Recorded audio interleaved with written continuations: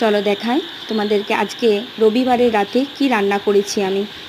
এখানে আছে গরম ভাত, আর রান্না করেছি আমি এখানে আছে মুসুরির ডাল, একদম ঘন করে মশলা দিয়ে টমেটো দিয়ে তৈরি করেছি।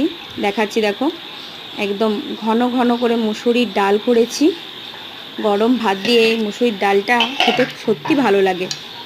আর এখানে আছে আলু মাখা, আলু সেদ্ধ করে মেখে রেখেছি, আর লঙ্কা তেলটা আলাদাভাবে রেখেছি, বাচ্চাগুলো খায় তো তাই জন্য।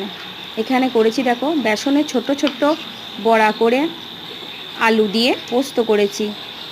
দেখো তোমরা এরকম পোস্ত যদি কেউ খেয়ে থাকো আমাকে অতি অবশ্যই জানিও।